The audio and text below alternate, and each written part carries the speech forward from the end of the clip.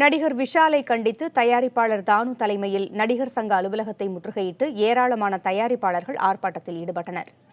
சென்னை தியாகராய நகரில் நடைபெற்ற இந்த ஆர்ப்பாட்டத்தில் நடிகர் சங்க பொதுச் செயலாளர் விஷால் தயாரிப்பாளர்களை தரக்குறைவாக பேசியதாக குற்றம் சாட்டப்பட்டது.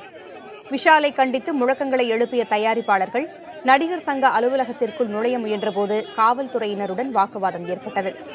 தயாரிப்பாளர்கள் குறித்து தரக்குறைவாக பேசியதற்கு நடிகர் விஷால் மன்னிப்பு கோர வேண்டும் என்றும் அவர் மீது சட்டப்படி நடவடிக்கை எடுக்க வேண்டும் என்றும் தயாரிப்பாளர்கள் வலியுறுத்தினர்.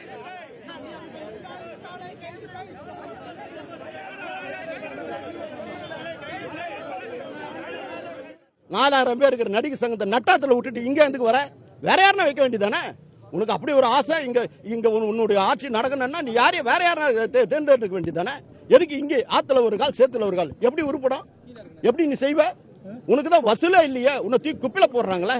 உன் படத்தை வாங்கின அத்தனை டிஸ்ட்ரிபியூட்டர் இருக்கும் லாஸ் நஷ்டம் கேட்டுற அளவுக்கு வந்துட்டாங்களே.